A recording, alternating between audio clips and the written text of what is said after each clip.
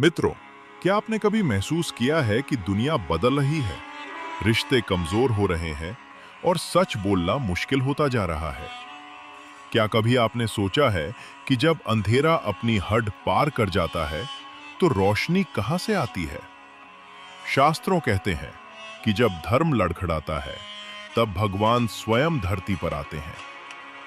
आज हम ऐसी ही एक दिव्य भविष्यवाणी की बात करने जा रहे हैं, जो सिर्फ भविष्य नहीं बताती, बल्कि हमें आज के समय को समझने का दृष्टिकोण भी देती है। ये है भगवान कल्कि की कथा, कलयुग के अंत और सतयुग के आरंभ की कथा। मित्रों, अगर आपके मन में भी कभी ये प्रश्न उठा है कि भगवान कल्कि कौन है, उनका जन्म कब, कहां और किस उद्देश्य से होगा, तो आज आप बिल्कुल सही स्थान पर हैं। क्योंकि आज हम किसी अफवाह या कल्पना की नहीं, बल्कि कल्कि पुराण के गहन अध्ययन से निकली हुई उस कथा की बात करेंगे, जो कलयुग के अंत और सतयुग की शुरुआत का रहस्य खोलती है। ये कथा केवल एक कहानी नहीं है, ये धर्म और अधर्म के अंतिम संघर्ष की भविष्यवाणी है। कलयुग की शुरुआत और अधर्म का विस्तार जब भगवान श्री कृष्ण इस धरती से अपने लोक को प्रस्थान कर गए, तभी द्वापर युग का अंत हुआ और कलयुग का आरंभ हुआ। कहा जाता है कि उसी समय ब्रह्मा जी ने अपनी दृष्टि पृथ्वी से फेर ली और उसी क्षण अधर्म ने जन्म लिया। अधर्म के साथ साथ काम, क्रोध, लोभ, मद और अहंकार जैसे दोष भी फैलते चले गए और धीरे धीरे उन्होंने पूरे समाज को जकड़ लिया। कलयुग में धर्म दिखावे तक सिमट जाएगा, सत्य कमजोर होगा और जो अधिक बोलेगा वही ज्ञानी कहलाएगा।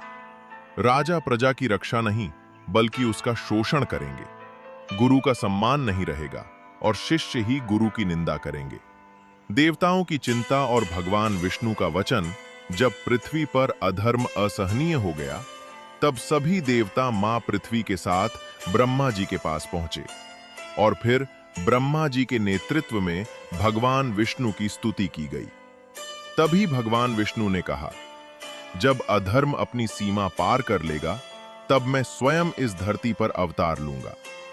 उन्होंने घोषणा की कि कलयुग के अंत में संबल ग्राम में ब्राह्मण विष्णु, यश और उनकी पत्नी सुमति के गर्भ से मैं जन्म लूंगा और वही अवतार भगवान कल्कि कहलाएगा। भगवान कल्कि का जन्म और बाल्यकाल वैशाख शुक्ल द्वादशी के पावन दिन भगवान विष्णु ने कल्कि रूप में जन्म लिया। उनके जन्म के साथ ही मानो पृथ्वी ने राहत की सांस ली। ऋषि मुनि, परशुराम, वेदव्यास सभी ने बालक कल्कि में स्वयं नारायण को पहचान लिया और तभी उनका नाम पड़ा कल्कि, जो कली का अंत करेंगे। शिक्षा, परशुराम और दिव्य अस्त्र। युवावस्था में प्रवेश करते ही भगवान कल्कि ने गुरु की खोज शुरू की। महेंद्रगिरी पर्वत पर परशुराम जी ने उन्हें शरण दी और उन्हें वेदों का ज्ञान तथा युद्ध की दिव्य शिक्षा प्रदान की।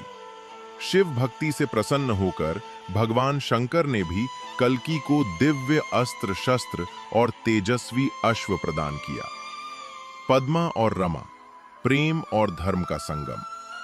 भगवान कल्कि का जीवन केवल युद्ध और विनाश का नहीं, बल्कि प्रेम और करुणा का भी प्रतीक है। पद्मा, जिन्होंने वर्षों तपस्या कर नारायण को पति रूप में पाने का वरदान पाया था, अंततः भगवान कल्कि से विवाह करती हैं और बाद में राजा शशिध्वज की पुत्री रमा भी भगवान कल्कि की पत्नी बनती हैं। इन विवाहों का उद्देश्य भोग नहीं, बल्कि धर्म की पूर्णता था। कली से महासंग्राम। अंततः वो समय आता है जब भगवान कल्कि कली और उसके राक्षसी सहयोगियों से महासंग्राम करते हैं। ये युद्ध सिर्फ तलवारों का नहीं, बल्कि सत्य और असत्य के बीच होता है। अंत में कली पराजित होता है और कलयुग का अंत होता है। सतयुग की स्थापना और वैकुंठ गमन। धर्म की पुनः स्थापना के बाद भगवान कल्कि अपना कार्य पूर्ण मानते हैं। अपने पुत्रों को राज्य सौंपकर वे हिमालय की ओर प्रस्थान करते हैं और अपने विष्णु स्वरूप में लीन होकर वैकुंठ धाम लौट जाते हैं। उनके साथ पद्मा और रमा भी दिव्य ज्योति में विलीन हो जाती हैं। मित्रों, यदि इस कथा के किसी एक शब्द ने भी आपके मन को शांति प्रदान की हो, यदि भगवान कल्कि का स्मरण करते हुए आपके हृदय में श्रद्धा का एक छोटा सा दीप प्रज्वलित हुआ हो, तो इस वीडियो को अपना प्रेम देकर लाइक अवश्य कीजिए। और यदि आप धर्म, ज्ञान और शास्त्रों की ऐसी ही पवित्र कथाओं को अपने जीवन का हिस्सा बनाना चाहते हैं, तो इस चैनल को सब्सक्राइब करके हमारी इस यात्रा में सहभागी बनिए। आपका ये छोटा सा समर्थन हमें और अधिक श्रद्धा और समर्पण के साथ ऐसे ही ज्ञानपूर्ण शब्द आप तक पहुंचाने की शक्ति देता है। धन्यवाद, और भगवान आपके हृदय को सदैव धर्म और शांति से परिपूर्ण रखें। मित्रों, भगवान कल्कि की ये कथा केवल युग परिवर्तन की कहानी नहीं है, बल्कि ये हमें यह स्मरण कराती है कि अंधकार चाहे कितना ही गहरा क्यों ना हो, प्रकाश कभी पराजित नहीं होता। संभव है कि कल्कि का अवतार केवल भविष्य में ही नहीं, बल्कि हर उस मन में हो जहां सत्य, करुणा और धर्म जीवित है।